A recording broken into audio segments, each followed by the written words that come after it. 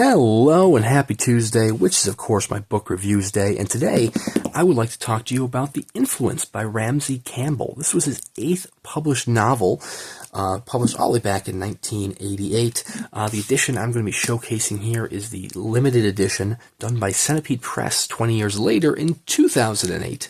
I will go over the actual details of this publication after I'm done talking about the book itself. The Influence is Ramsey Campbell's ghost novel. It has some serious gothic and serious supernatural vibes throughout. It deals with the death of Queenie, Aunt Queenie, to some, great Aunt Queenie to young Rowan. And well, Queenie doesn't want death to be the end. And so, in an effort to continue and prolong her life, she has decided that she is going to possess her great-niece Rowan from beyond the grave, which is through various means that one might expect nowadays from a haunted house or ghost novel, including the strange ghostly friend in the white dress who is, mysteriously her own age, kind of appears out of nowhere and tries to improve young Rowan's affinity towards the old-fashioned. Tries to make Rowan very much like what Queenie was like. That way it would be a simple and smooth of a switch as possible to raise no suspicions with her parents or her family. But the entire novel is told from chapter to chapter in various third-person perspectives. Some are from Rowan's perspective, which are perhaps the best chapters of the novel. I mean, those are the ones that are the most ghostly and ghastly. She deals with her new friend Vicky. She has little diary entries full of various misspellings throughout the whole novel. There are both of her parents who are just trying to make the best of life in the wake of the aunt's death. There is her Aunt Hermione, who is one of the most sane characters in the novel. She is fully aware of what Queenie is trying to do beyond the grave, and she is trying to put a stop to it. Her chapters are superb as well. This year, 2024, marks the 60th anniversary of Ramsey Campbell in publishing. So I've actually read a couple of Campbell's novels this year. I've done several reviews on them, and I was kind of less than impressed with those titles. To be fair, they all were newer Campbell titles, such as Think Yourself Lucky, or Fellstones, which was just a few years old.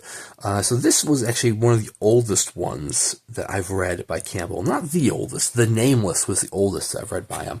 And it really shows that, the past is better for his writing, because this one, man, he knocked it out of the park. The sort of stunted play-on-word dialogue that affected the other two novels I read this year did not impact The Influence here. Oh, this right here is a spooky-ass chase through a train by a very strange creature that is being shown in the picture here. You don't really get too much description or too much backstory on what this creature is. It doesn't appear beyond this one chapter, but man, what a creepy, creepy chapter that one is. It's done well. It almost reads in a way like if you've seen the film Hereditary from a few years back. This almost reads like what I thought Hereditary was going to be based on the trailers. Hereditary went a completely different route, but you can definitely tell that Ari Aster, who did Hereditary, had probably read The Influence, was probably inspired by The Influence. Very strong influences indeed, no pun intended, but they did happen to happen. If you're looking for a good Ramsey Campbell read, I would definitely recommend checking out this one. It's not Lovecraftian like many of his stories can actually be, but it is good. It's not it's not stunted with the dialogue. Sure, some of the chapters are very reactionary. The chapters go back and forth in time. So one chapter will have not necessarily a cliffhanger ending, but it'll have like a sudden reveal at the end. And then the next chapter will actually kind of go back in time from another character's point of view and kind of work its way up to that same moment to explain what happened. So it's a very reactionary type of novel, but it works very well. Of the Ramsey Campbell novels that I've read, this is definitely one of the best ones. It's up there with The Nameless, in my opinion. There's actually quite a good comparison to be had between The Nameless and The Influence. I mean, well, a lot of his novels deal with families. This is no different case, but I had shown you that creature earlier chasing a character through the subway. It kind of reminds me of a strange creature from The Nameless, which never really gets a further background details added to it, and it was honestly one of the most creepiest parts of the novel. So if you're looking for a good old classic Ramsey Campbell read, look no further than The Influence. This edition is the Centipede Press edition, which is long sold out. It was limited to 250 copies, but the novel itself is still in print. I believe Flame Tree Publishing does have a trade edition that is available through the UK, and I believe there is a US publisher, it might just be Flame Tree, that has also done their own edition to kind of keep it in print. So it's not a difficult find if you wanted to go and pick up a copy for yourself. This particular edition might be a little more difficult to find. It's long sold out. From Centipede Press.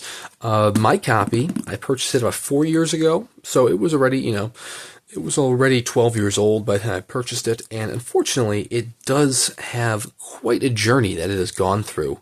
Prior to arriving on my bookshelf, you can see the printed silk board on the front is pretty worn around the edges. I believe some of the details might actually be part of J.K. Potter's illustrations, his photography, but I know some of these are just straight up wear.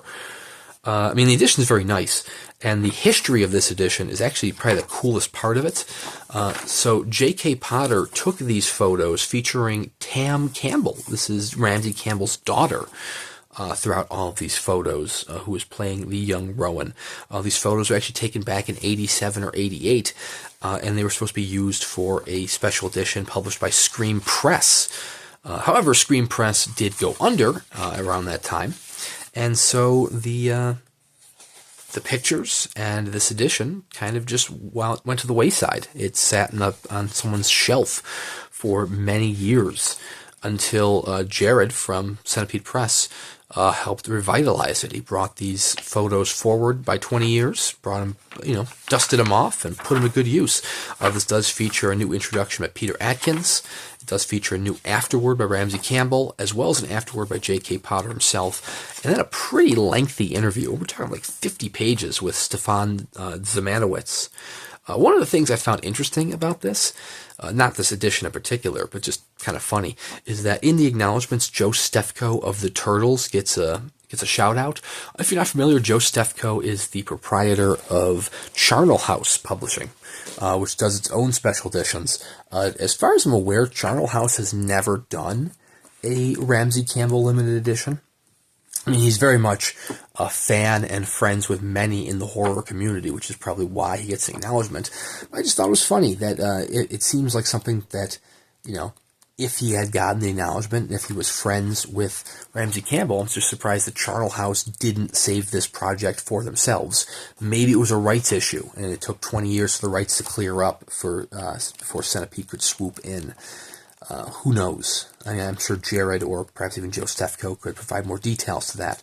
Perhaps even Ramsey Campbell, if he were to watch this, although I don't expect he would. Why would he? Another fun detail about this is that is Jenny Campbell. That is Ramsey Campbell's wife, the mother of Tam, playing Allison in the pictures. Some of these pictures are, I think all these pictures are a very slow exposure type photography, so you can actually see ghosts within the photos. Obviously, there are ghosts in this one, in which case it's Tam. There's a younger Ramsey Campbell in that photo. I know one of these photos actually has what I believe is the back of J.K. Potter's head right there underneath the street lamp. And I suppose it could be the back of Ramsey Campbell's head, but I don't think it's Ramsey Campbell. I think it might be the back of J.K. Potter's head. Either way, I thought it was a fun little detail. Like I said, this does have a very lengthy interview in the end here. There's the afterword by J.K. Potter. And then here is the interview with Ramsey Campbell by Stefan Dziemianowicz, which is a pretty good bulk of pages there. So this was limited to 250 copies. This is number 75, long sold out, but does have nice Japanese cloth in the back, silk on the covers, quarter bound in this very kind of fake leather. It's not even bonded leather. I'm not sure what type that is.